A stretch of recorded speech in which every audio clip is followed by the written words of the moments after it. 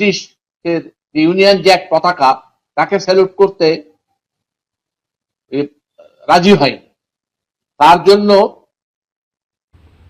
দুজনকে কলকাতা বিশ্ববিদ্যালয় থেকে বিতাড়িত করা হয়।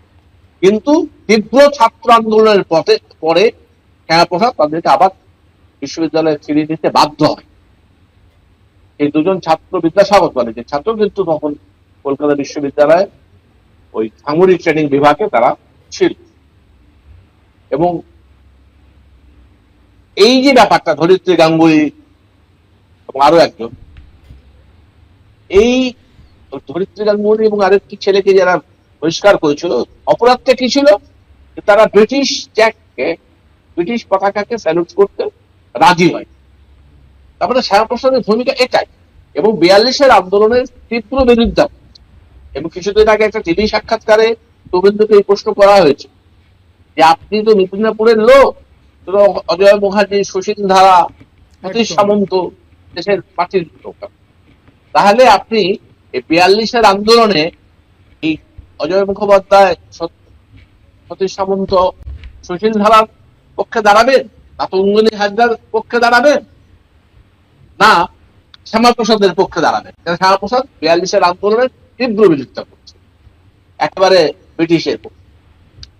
তখন হাত জোর করে উনি শুভেন্দু ওখান থেকে উঠে চলে যায়, কারণ এর উত্তর ওর কাছে নেই। আমি শুনেছি যে এই বিষয়টা আমি এক্সেপ্ট করছি, আমি এখান থেকে আমি উত্তর দিতে পারবো না। এবার মুশকিল হচ্ছে এরা ইতিহাস জানে না, বিকৃতভাবে ইতিহাসকে পরিবেশন করছে, এবং যখন প্যাচে পড়ে যাচ্ছে তখন হাত জোর করে চলেও যাচ্ছে।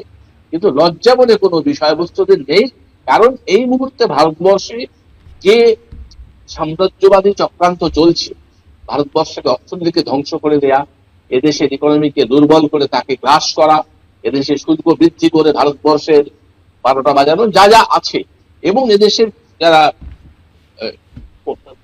কোনি ক্যাপিটালিস্ট তাদেরকে দিয়ে বিদেশে ইনভেস্ট করানো আমেরিকাতে।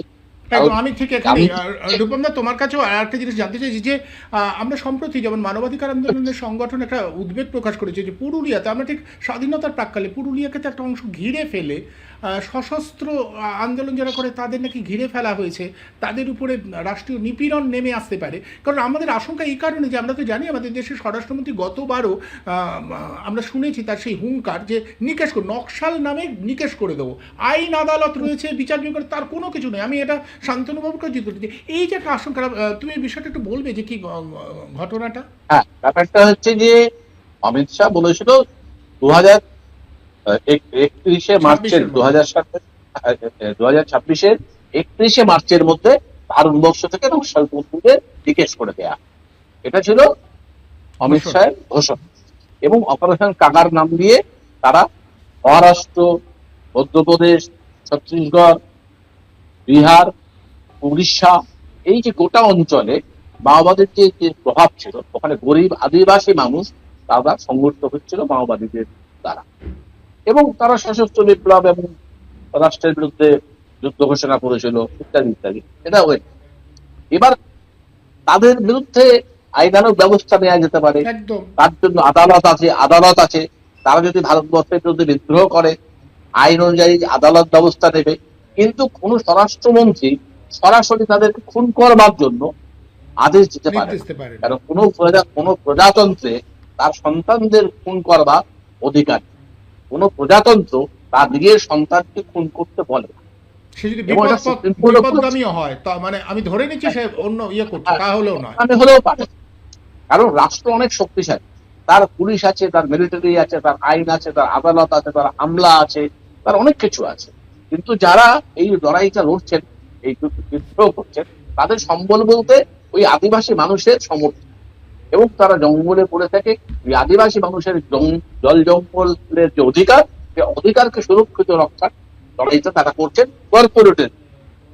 এবং আমরা দেখতেও পাচ্ছি এক একটা জায়গায় জঙ্গল সব লুট হয়ে যাচ্ছে, উড়িষ্যা বলুন, মধ্যপ্রদেশ বলুন, ছত্তিশগড় বলুন, মহারাষ্ট্রে বলুন, বিভিন্ন জায়গায়। এবং এই জল জঙ্গল জমিকে সুরক্ষা দেয়া এবং তার উপর নির্ভর করে যে আদিবাসী সমাজ বেঁচে আছে ভারতবর্ষের বিশাল জনগোষ্ঠী, সেই জনগোষ্ঠীর হয়ে তারা লড়াইটা করছে তাদের সঙ্গে। এবার রাষ্ট্র সেখানে অসহায়, মানে রাষ্ট্র তো কিছু করার নেই, কারণ তাদের তো ওই ধন সম্পদ সমস্ত কর্পোরেট হাতে তুলে নিতে হবে। আদানি আম্বানির হাতে গোটা দেশটা বেঁচে দিতে না পারলে তাদের অস্তিত্বের সঙ্গে তারা ওই সংকল্প করেই ক্ষমতায় এসেছে, তাই তারা যুদ্ধ ঘোষণা করেছে। কিন্তু দেখা গেল যে 31শে মার্চের পরও ওটা ভারতবর্ষ জুড়ে কিন্তু নকশালপন্থীরা আছে। এবং এবার যে ককরোচ আন্দোলন বা এই এনডিএর যে আন্দোলন, এই আন্দোলনের মধ্যে গুরুত্বপূর্ণ ভূমিকা আমরা দেখছি। ফলে অত সহজে একটা আন্দোলনকে, একটা ধারাকে শেষ করে দেওয়া যাবে না। এবার যেটা ঘটনা ঘটেছে এটা হচ্ছে ওই পুলিশ পুরুলিয়া। পুরুলিয়া শুধু নয়, মানে পুরো ওখানে দলমা পাহাড় যেটা আছে ঝাড়খণ্ডে, এই দলমা পাহাড়ে কিছু নকশালপন্থী এবং ওদের একজন কেন্দ্রীয় কমিটির সদস্য অসীম মন্ডল, এই আকাশ নামে পরিচিত, ওই অসীম মন্ডল একটা ছোট স্কোয়াড নিয়ে ওই দলমা পাহাড় কোথাও আছে বলে ওদের কাছে খবর আছে। সেই খবরের পরিপ্রেক্ষিতে ওরা পশ্চিমবঙ্গ সরকারের, পশ্চিমবঙ্গের পুলিশ, ঝাড়খণ্ডের পুলিশ এবং সঙ্গে আধা সামরিক বাহিনী দিয়ে ওই দলমা পাহাড়কে ঘিরে ফেলেছে এবং ক্রমশ ওরা ওটাকে এনক্রোচ করবার চেষ্টা করছে। এবং কিছু লোকজনকে ওরা, যারা আগে সারেন্ডার করেছে বা করেছিল, তাদের কাছ থেকে কিছু ইনফরমেশন জোগাড় করে তাদের সামনে রেখে ওরা এগোবার চেষ্টা করছে। উদ্দেশ্য একটাই, সশরীরে এদেরকে হত্যা করা। এই আশঙ্কাটা করছে বিভিন্ন মানবাধিকার সংগঠন। এদেরকেও ওই এনকাউন্টারের নাম করে, ফেক এনকাউন্টারের নাম করে ফোন করা হয়। এর মধ্যে একটা তথ্য বলে রাখি যে ভারতবর্ষের জাতীয় মানবাধিকার কমিশন সে কিন্তু ইতিমধ্যে তাদের বিভিন্ন ফ্যাক্ট ফাইন্ডিংসে তারা বলেছে ভারতবর্ষ যতগুলো এনকাউন্টার ফোন করে চালানো হচ্ছে তার 80% বেশি কিন্তু কোয়েন, প্রচুর ঘটনাতে বলেছে কিন্তু কোয়েন, অর্থাৎ সরাসরি ভাবে গুলি করে মারা হচ্ছে। তো তাদেরকে ধরে বিচার করতে পারে, জেলে পড়বে, বিচার হবে, বিচারে যা সাজা হবে সেটা তারা ভোগ করবে, এটার মধ্যে কোনো সমস্যা নেই। এটাই গণতান্ত্রিক পদ্ধতি, এটাই সাংবিধানিক নীতি। কিন্তু এর বাইরে গিয়ে ওই 6জন বা 7জন যারা আছে একটা স্কোয়াডকে, তাদেরকে খুন করা সরাসরি, এই পরিকল্পনা নিয়ে দলমা পাহাড়কে ঘিরে ফেলা হচ্ছে। তা নিয়ে উদ্বেগ প্রকাশ করেছে এপিডিআর। এপিডিআর প্রেস থেকে শুরু করে একেবারে সরকারের বিভিন্ন স্তরে এই ব্যাপারটাকে জানিয়েছে যে আপনারা গ্রেপ্তার করুন, আপনারা তাদেরকে ধরুন, তাদের যদি আইনানুগ ব্যবস্থা নেন তাদের কোনো ব্যবস্থা অসুবিধে নেই, এটা একটা রাষ্ট্র দিতে পারে। কিন্তু ওরা ধরে মানুষ খুন করা, 450 বেশি মানুষ কিন্তু ইতিমধ্যে ওরা খুন করছে, কখনো মাওবাদী এবং বেশ কিছু আদিবাসী জন। এবং আজকে বেতোয়া নদী সংযোগ করবার জন্য যে উৎখাত হচ্ছে, যে বন জঙ্গল উৎখাত হচ্ছে, আদিবাসী উৎখাত হচ্ছে, তার বিরুদ্ধে আদিবাসী জনতারা লড়ছে। এবং সেখানেও কিন্তু পুলিশ ভয়ঙ্কর অত্যাচার নামিয়েছে। তারা তো সশস্ত্র নয়, তাদের হাতে বন্দুক নেই, তাদের একটা আবেদন আছে এইভাবে আপনারা জল জঙ্গলকে ধ্বংস করবেন না। এবং বেত এবং কেনা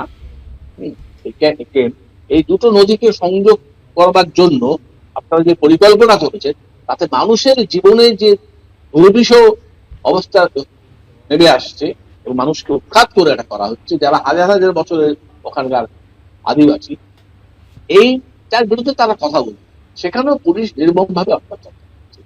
এবার নেতাজি সুভাষচন্দ্র বসু যে ভারতবর্ষ স্বপ্ন দেখেছিলেন, আপঙ্গনি হাজরা যে ভারতবর্ষের স্বপ্ন দেখে তার প্রাণ দিয়েছিলেন, নেহরু গান্ধীজি যে ভারতবর্ষ গড়তে চেয়েছিলেন এবং নেহরু যে ভারতবর্ষের ধর্মনিরপেক্ষতাকে সামনে রেখে যে ভারতবর্ষ গড়েছেন, এই ভারতবর্ষটাকে ধ্বংস করতে হবে, টুকরো টুকরো করতে হবে এবং সেখানে হিন্দু রাষ্ট্র প্রতিষ্ঠা করতে হবে। এই কারণেই ওরা নেতাজির উপরে এত খ্যাপা। ওরা সুকান্ত থেকে শুরু করে নজরুল থেকে শুরু করে কাউকে ওরা সহ্য করতে পারে না, কারণ ওরা শ্যামাপ্রসাদ ছাড়া ওদের সামনে কোনো আইকন নেই। কারণ যেহেতু শ্যামাপ্রসাদ ব্রিটিশের দালাল ছিল, এবং দেখবেন আজাদি কথাটা ওদের আপত্তি, কারণ তখন মানুষ আজাদি চেয়েছিল, এই আজাদি শব্দটা তখন থেকে চালু ছিল, এবং এই আজাদি অর্থাৎ মুক্তি, স্বাধীনতা, এটাতে ওরা বিশ্বাস করে। বিশ্বাস করে না বলি আজাদি সব বললেই চেপে। ওই আমার সময় শেষ হয়ে গেছে, আমি আমি একটা কথা শুধু বলবো, তাদের আপনারা ধরুন দলমা পাহাড়ে তাদেরকে ধরে বিচারের জন্য নিয়ে আসুন, কিন্তু ধরে ধরে খুন করার যে পরিকল্পনা কেন্দ্রীয় সরকার করেছে এবং তার সাথে ডবল ইঞ্জিন সরকার পশ্চিমবাংলা এবং ঝাড়খণ্ড, বিহার ঝাড়খণ্ড যারা এর সাথে যুক্ত হচ্ছেন, এদেরকে বলবো নিরস্ত্র হতে। এভাবে হত্যাকাণ্ড চালিয়ে ভারতবর্ষের 80তম স্বাধীনতা দিবসকে কলঙ্কিত করবে। বেশ, আমি এবার শান্তনুবাবুর কাছে। শান্তনুবাবু, এই যে রাষ্ট্রীয় খুন করবার অধিকার, সত্যি কি রাষ্ট্রের খুন করবার অধিকার আছে? কোনো মিডিয়া, মানে আমি বলছি তথাকথিত মূলধারার মিডিয়া, কোথাও এটা প্রশ্ন করে খুন হলে যেভাবে আমাদের স্বরাষ্ট্রমন্ত্রী বলেন নিকেশ করে দিয়েছি, খতম করে দিয়েছি, এটা কি একজন স্বরাষ্ট্রমন্ত্রী বলতে পারেন? মানে সংবিধানের নামে এটা তো বিচার বিভাগের কাজ, কেউ দোষী কিনা যতই অপরাধ করুক, আমি ধরে নিচ্ছি তারা ইয়ে করছে।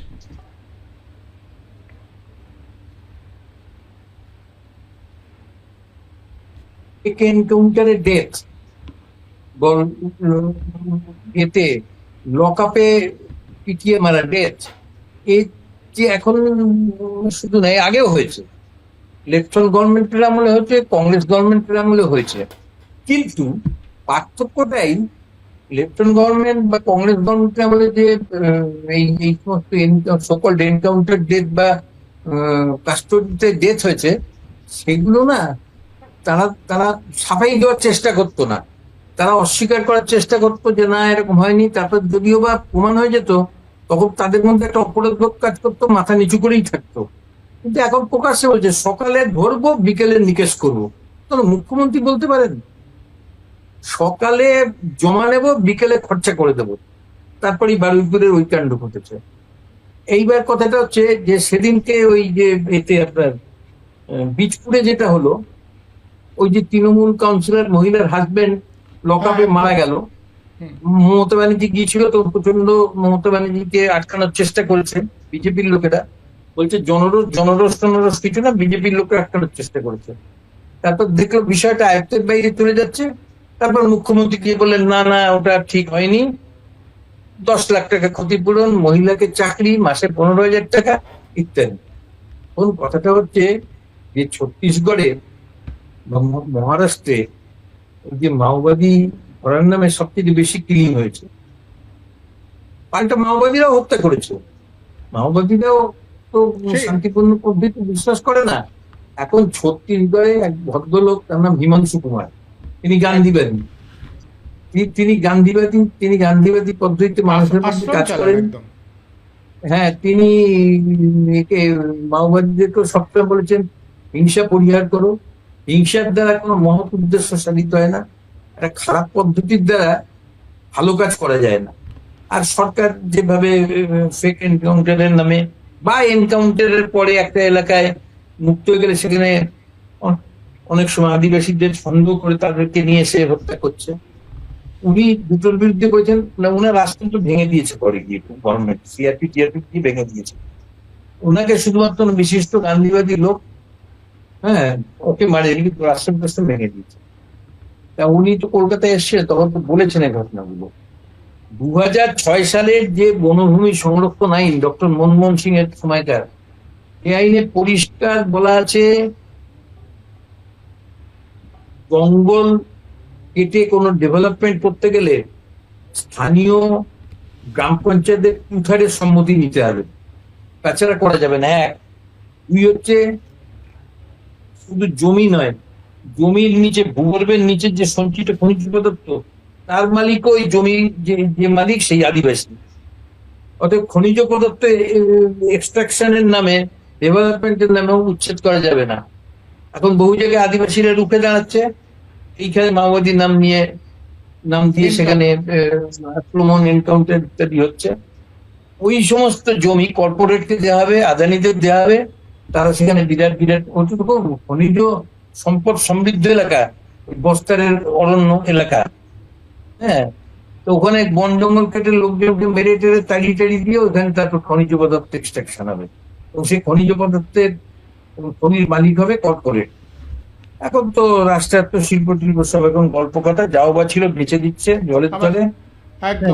আচ্ছা, আমাদের বাল্যকালে বা যৌবনকালে আমরা দেখতাম সরকার যদি কখনো কোনো প্রাইভেট মনোপলি ক্যাপিটালকে কোনো জায়গায় ডেভেলপমেন্টের দায়িত্ব দিত, কি সাংঘাতিক প্রতিবাদ হতো, কি সাংঘাতিক। সরকারের সবসময় চেষ্টা থাকতো সেই সময় আমাদের যে শিল্পনীতি অনুযায়ী যে বিদ্যুৎ, খনিজ পদার্থ, সামরিক বাহিনী, এগুলো সব রাষ্ট্রের অধীনে থাকবে, এগুলো কোনো ব্যক্তিগত মালিকানাধীন কর্পোরেট শিল্পপতির অধীনে যেতে পারে না। এখন তো সমস্ত পাল্টে পাল্টে যাচ্ছে।